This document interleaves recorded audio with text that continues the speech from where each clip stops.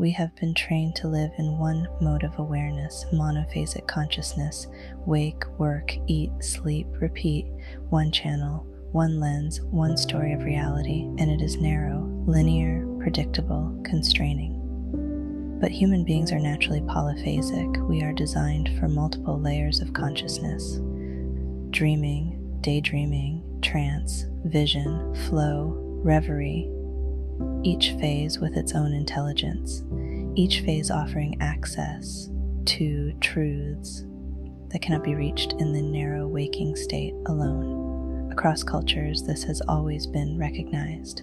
The Tibetan yogis taught dream yoga and sleep yoga, training the mind to recognize its own states, to navigate them with lucidity, and to awaken even within the dream. The shamans of Siberia and the Amazon understood trance not as escape, but as reconnaissance. To move between states of mind was to gather intelligence, to heal, to receive guidance. The Druids and Celtic bards understood the rhythms of the mind and the world, the moon, the tide, the forest, the music of the spoken word. They all corresponded to phases of awareness, channels of consciousness that could be navigated, aligned, and honored, and modern neuroscience confirms it. The mind moves through oscillations, sleep cycles, REM, deep sleep, attention networks, default mode networks, flow states. Even our moods correspond to subtle shifts in neural and bodily rhythms. To be unaware of these phases is to be asleep while alive.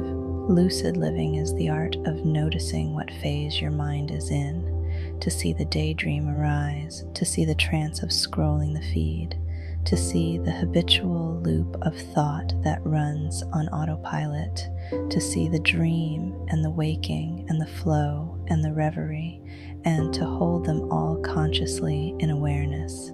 It is not about rejecting one state or glorifying another.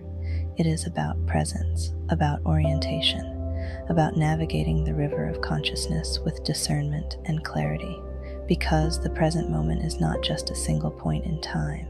It is a prism. It contains all phases of mind, and to live lucidly is to inhabit them all, to know where you are, how you are, what phase is speaking, and how to respond with alignment and intention in a world designed to fragment attention, to lock us into single channels of perception.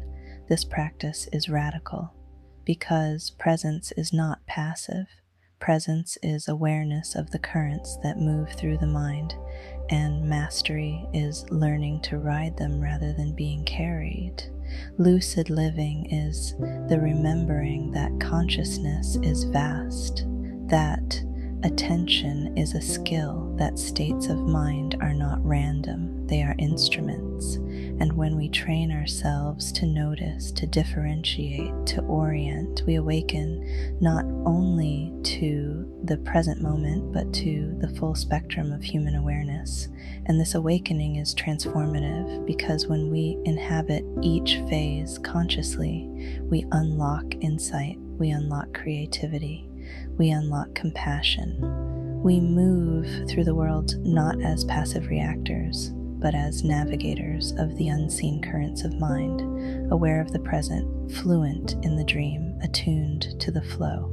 Lucid living is not merely a practice, it is the reclamation of the birthright we have always carried, the remembering that attention is power, that awareness is liberation, that consciousness is a field vast and alive, and that the present moment, when inhabited fully, is the doorway to everything. And so we practice. We watch the mind, we notice the phase, we move with it consciously, we awaken again and again, not just in sleep, not just in dreams, but in every breath, every thought, every action. Lucid living is not a destination. It is the living art of navigating mind itself, and it is available now in every moment to anyone willing to see, to feel, and to awaken.